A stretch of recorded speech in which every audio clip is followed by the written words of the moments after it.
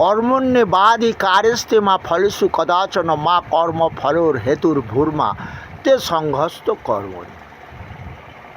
সুন্দর একটা শ্লোক গীতাতে বলেছে অর্জুনকে, কর্ম করে যাও। কর্মের ফলের আশা নিয়ে কর্ম করে যারা, তারা বড় বোকা। তা এমন কর্ম করব। এবার একটা কর্ম সম্বন্ধে পড়েছি কবিতা, মহাজ্ঞানী মহাজন যে পথে কুড়ি গমন হয়েছেন চিরস্মরণীয়, সেই পথ লক্ষ্য করে স্বীয় কীর্তি ধ্বজা ধরে আমরাও হব চিরস্মরণীয় বা বরণীয়। হরে কৃষ্ণ। তাহলে আজ মহাপ্রভু যে বলেছিল ভজ কৃষ্ণ, কৃষ্ণ নাম যদি ভজতাম, যদি আমরা গীতা পড়তাম, তাহলে কিন্তু আমাদের এই ডিম, পচা ডিম, ফুলে ভালো কর্ম করেছে যারা, তাদের গলায় ফুলের মালা পরা নয়, এদের পচা ডিম ছুঁড়ে দিচ্ছে, কেউ জুতো ছিঁড়ে দিচ্ছে। শুনতে পেয়েছ? চায়ের কাপ, চায়ে চুমুক মেরে গায়ে মারছে। হরে কৃষ্ণ। মহাপ্রভুকে মাননি, সনাতন ধর্ম সনাতন ধর্মটাকে মাননি, তুমি বলছো আমি সনাতনী, আমি সনাতনী। এই তোমরা সনাতনী? হ্যাঁ, কবিতাগুলো যদি পড়তে একটু মন দিয়ে, তাহলেও কিন্তু এই সর্বনাশটা তোমাদের হতো না। পরের কারণে স্বার্থ দিয়া বলিয়ে জীবন মন সকলই দাও, তাহার মতো আছে কি সুখ আপনার কথা ভুলিয়া যাও।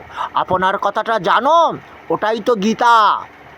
পঞ্চপাণ্ডবদের পাইয়ে দিয়েছিল কৃষ্ণ, 100 ভাই মিলে ভারতবর্ষের ধন দৌলত যারা ভোগ করতে চেয়েছিল, তাদের বারানাবাতে লাক্ষাগৃহ তৈরি করে, যাদের অন্যায়ভাবে পাশা খেলে বনবাসে পাঠিয়ে, দেখছ সেই কৃষ্ণ কিন্তু পাইয়ে দিয়েছিল সেই পঞ্চ পাণ্ডবকে, অর্থাৎ যুধিষ্ঠিরকে রাজা করলেন কৌরব বংশ ধ্বংস করে।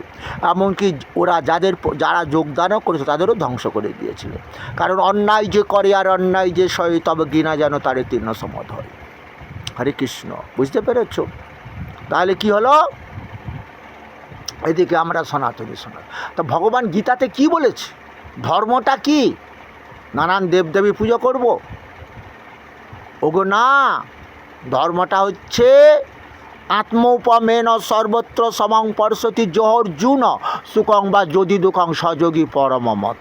আমার মতে সেই যোগী ভক্ত শ্রেষ্ঠ, সবাইকে যারা আপন ভাবে, ওদের মধ্যে সবাইকে আপন ভেবে যদি কেউ দুঃখ কষ্ট পায়, তাকে সুখী করার চেষ্টা করবে, এটাই ধর্ম। তাই বারবার গীতায় অর্জুনকে বুঝিয়ে দিয়েছে। কি বুঝিয়েছে? সেবাযোগ্য, যোগ্যবিহীন লোক এখানে বৃথায় জীবনযাপন করে। ওরা ছাগল গরুর মতনই সমান।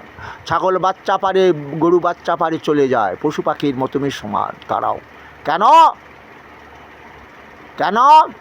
ওই জন্য তো বাবা মা মরে গেলে ছেলে অতিথি নারায়ণ সেবা দেয়। এক মুঠো অন্ন বাবা মা কাউকে দান করেনি, সেবা দেয়নি। যে গীতায় অর্জুনকে বলেছিল যে যোগ্যবিহীন মানুষ বৃথায় জীবনযাপন করে। এখন তো বাবা মা পেতলোকে রয়েছে, নরক যন্ত্রণা ভোগ করছে। তাহলে ছেলের কি দায়িত্ব? বাবা মাকে পেতলোক থেকে মুক্ত করে স্বর্গ লাভ করানোর। তাই ব্রাহ্মণ দাদা বলল না, তোর বাবা পেতলোকে রয়েছে, আহা কি কষ্ট পাচ্ছে।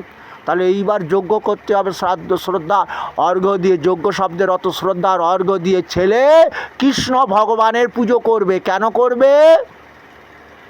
মৃত্যু সর্বহরস আমি কৃষ্ণ জীবে কর্মনুযায়ী যেমন মৃত্যু দিয়ে থাকি, ভবিষ্যতে এই আত্মাটা দিয়ে নূতন দেহ তৈরি করবো আমি। ওই যে বলেছে ভগবান, ঊর্ধ্বং গচ্ছতি সত্যস্থা মধ্যে তিষ্ঠন্তি রাজসা জঘন্যগণা বিত্তত গচ্ছন্তি তামসা। দেহ দিয়ে যারা জঘন্যমূলক পাপ কর্ম করবে তাদের কি হবে? অধোগতি কৃমি কীটাদি কুলে জন্ম দেব। হা ভগবান, সর্বনাশ! বাবাকে আমার কৃমি কীটাদি কুলে জন্ম দেবে? বলে উপায় নেই অর্জুন, ছেলের হাতে পিণ্ড খেয়ে স্বর্গে যাওয়া যায় না। না দত্তে কসচিৎ পাপং ন চৈব সুকৃতিং বিভু অজ্ঞানেন আবৃতং জ্ঞানং তেন মুহ্যন্তি